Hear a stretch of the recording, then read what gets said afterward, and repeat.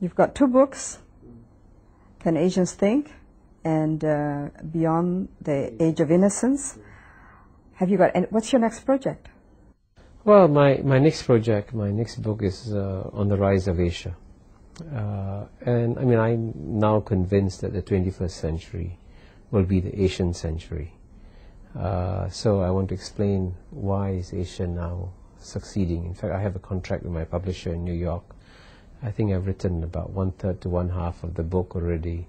So I hope to finish it sometime in 2007, because there is, as you know, a tremendous amount of global interest today in the rise of Asia. In fact, frankly, I get invitations to speak almost every week from all around the world, from America, from Chile, from Europe, to say, come and speak and explain the rise of Asia to us. So there is a huge demand out there. At the same time, I find that many of the Western books and Western writings don't understand Asia at all. In fact, there's a lot of wishful thinking in the West that Asia will stumble once again.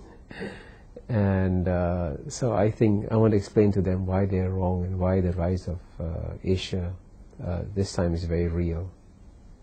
Do you have a title, and will it be provocative like Can Asians Think? Well, I haven't got, I'm playing around with two titles. One is The Greatest Asian Century, and clearly with, as you know, in the history in Asia, different parts of Asia have succeeded at different times. You've had no time when all of them are succeeding. So now you have Northeast Asia, I mean Japan, Korea, and then you have China succeeding. Then if you have many Southeast Asian countries succeeding, and you have India succeeding, you have this huge arc of prosperity in Asia. So this is why I think there'll be, I call this the greatest Asian century ever in the history of our times. The other title I'm thinking about is to call it The Return of History, to balance Francis Fukuyama's essay at the end of history, where he said that all of us will become carbon copies or replicas of the West. That's not going to happen. In fact, I foresee a great Asian cultural renaissance sometime in the next 10 to 20 years coming. On a more personal level, Professor Mahbubani, you've traveled around, you've seen the world. Where's the ideal place that you would like finally to settle down?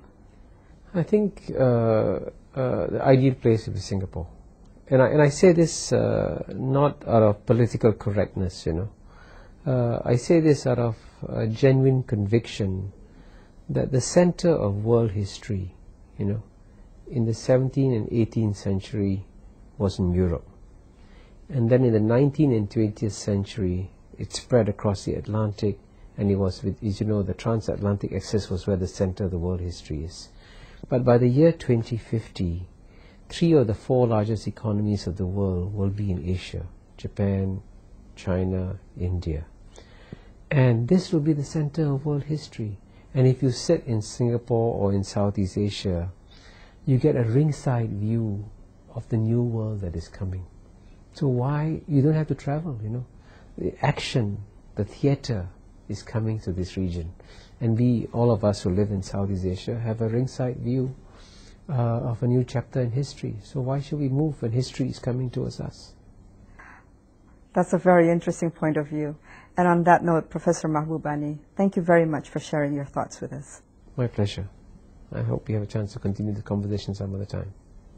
We come to the conclusion of another edition of The Leaders.